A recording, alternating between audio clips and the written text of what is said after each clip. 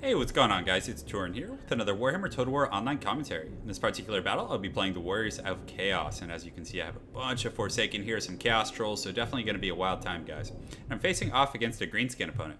So I decided to mix it up a little bit. In most traditional Chaos builds, most people will usually bring, very heavily armored factions. Well, not factions, but a very heavily armored composition. They'll bring Chaos Warriors with great weapons, and sometimes even mix in Chosen. So I decided to switch it up a little bit against this Greenskin opponent, hoping that he would overcompensate by bringing a lot of Black Orcs, and he actually brought 3 groups. So that's, a 3,000 resource investment there. And I brought a bunch of these kind of lower tier infantry and mix them in with Forsaken for the shock combat. And also another thing that Chaos players tend to do, or not Chaos, Greenskin players tend to do against Chaos is bring Biggins, because Biggins are pretty good against monstrous units, and they're pretty good at just cutting through fodder in general, but I figured that the Forsaken would be able to match their ferocity, and again, with that massive charge bonus for infantry up at 37, really, really high combat stats. So I'm just trying something new. I also have some Chaos Trolls armored back here, and these guys are pretty good.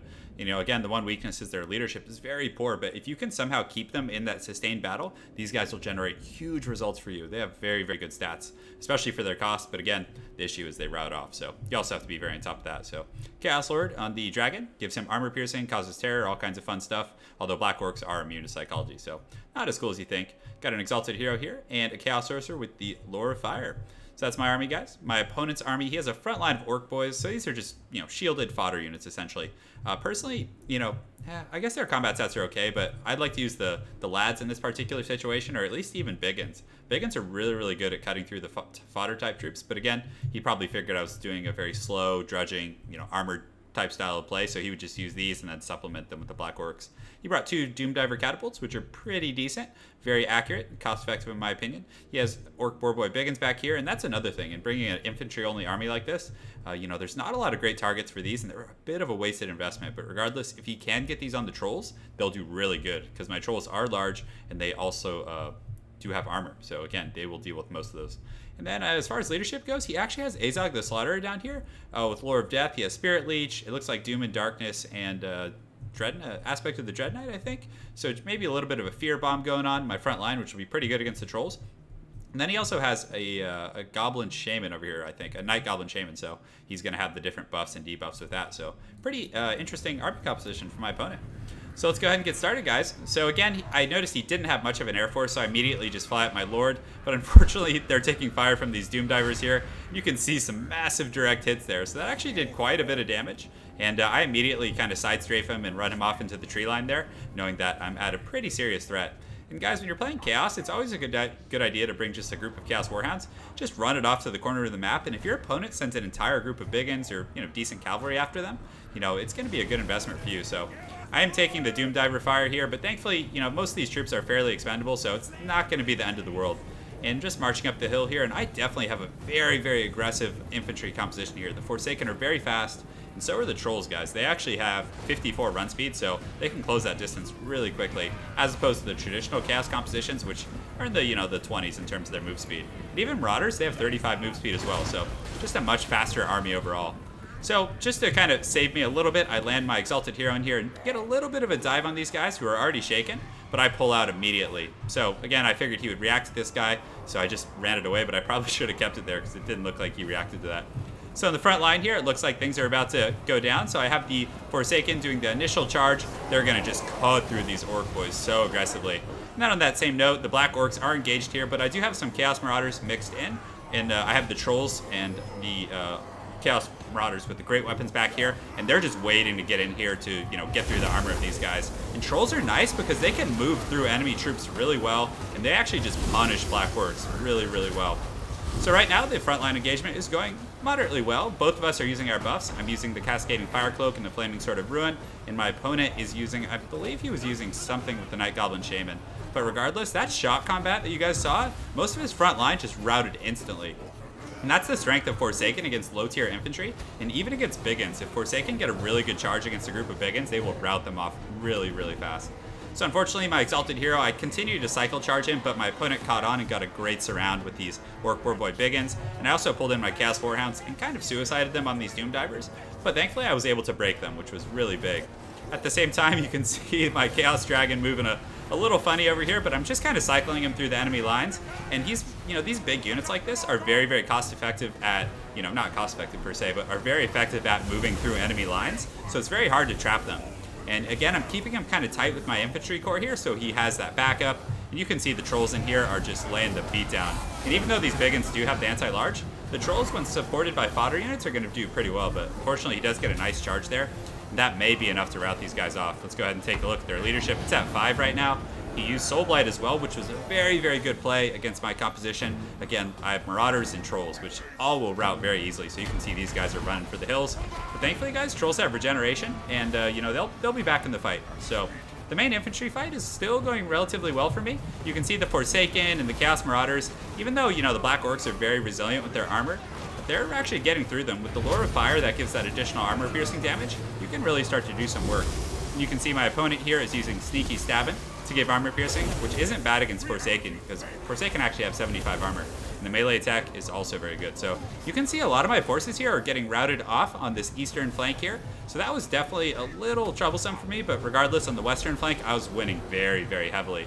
Because the trolls over here got really, really good shot combat on these Black Orcs. And you can see they're down to, 12 models, and they're shaken. And that was a large part of his investment. At the same time, I still have this Chaos Lord who's in very good shape, and he's able to isolate him to isolate Azog over here and just do a ton of damage to him. And you can see Azog just got really wrecked there. So the Dragon's going to continue to punish him, and routing him off will be a big deal. But my opponent does react pretty well. He brings his Orc Boarboy Biggins over here, who, have a lot of benefits against the Chaos Lord. Because the Chaos Lord, he has decent armor. These guys have anti-large and armor piercing. So if I leave him here for too long, I'm really going to get punished. So you can see I path him away right there. So I do have some troops coming back from routing here, just a few Forsaken and Marauders, and he is collapsing on me with these Black Orcs, who I have to be very, very careful not to get surrounded here, because he has a lot of these troops coming out of retirement here to do some work. So right now, I just kind of was forming a little Death Star here. I have the Trolls in here, and they're doing a great job just cutting through these Black Orcs. They're throwing up on them, doing all kinds of fun stuff. I actually really like Trolls when you can get them in a cost-effective situation like this. And again, them routing is the issue, but in sustained combat, guys, they are just absolute monsters. The regeneration's pretty decent as well. Really, really can make them last. And I suppose if they do get beaten down and rout off, they'll regenerate and come back, so that's the whole idea. This Chaos Lord, he's doing pretty good. He's really carrying me this game, guys. And the fact that he does cause terror is really good in these tight engagements because, these troops that aren't immune to psychology, meaning not the Black Orcs, will just constantly be terrified, and it really, really adds a lot of, end game ability to that particular character. So right now, the Exalted Hero actually came back. He is shaken, but regardless, he's going to come in here and do some pretty good work, and hopefully we'll be able to pick off some of these routing units. And another thing to take into account, guys, is the Exalted Hero also does cause terror himself. So in these really tight battles, that fear is really going to make the difference. He has some big ends left, but he did lose his Lord, and it's definitely a tough situation for him at that point because these units are definitely scary, and these Trolls are just going to chase people down. They're fast, and they do a ton of damage. On that same note, my opponent does have some forces regrouping over here. He has some Orc Boarboy Biggins here. It looks like the Doom Divers crew is back, and he has some Black Orcs who are all wavering. So these Trolls, they're actually confident, which is pretty good considering this late in the game. But I guess their confident is actually like 38 leadership. So they'll get in here and punish these Black Orcs really hard. And you can see they just send them flying. Literally that whole line of Black Orcs just got decimated right there. So definitely a very, very interesting matchup. But he does have some cavalry coming, but, with this flying Chaos Lord here on his big scary dragon, these guys are not going to last long. You can see they quickly shatter in his presence there. And the Trolls are just continuing to do some work, and I kind of have some scraps left, some Forsaken. But in these long skirmishes, Forsaken are also quite good because they're fast, and they can get around the battlefield, isolate units, everything in that spectrum of things. And they do have the Itchy Nuisance going on here to lower their weapon attack, but at this point, I have too many consolidated forces, and all he really has left is this Night Goblin Shaman, who is definitely getting trolled over here, quite literally. So that's pretty much it for that game, guys. But it was a lot of fun. Interesting army composition. I haven't really tried much, but Forsaken are just such a strong unit. And even though they don't have armor piercing, that initial shot combat, you guys saw that Orc Boy front line just got crumbled like instantly. And then the follow-up from the Trolls, which kind of supplements their lack of armor piercing, it supplements the lack of the Forsaken's armor piercing. And they come in and just really lay the hammer down. And most of these kills on these Trolls were against Black Orcs. And you can see that's a 3,000 gold investment. So that's big, guys. So very cost effective on the Trolls.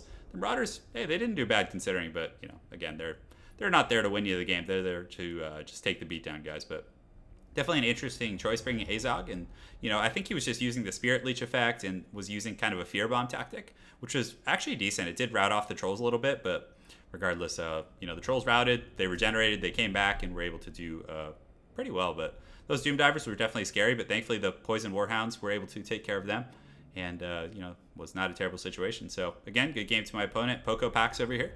I look forward to seeing you again on ladder, and I hope you guys enjoyed that Chaos game. Have an excellent night, and take care.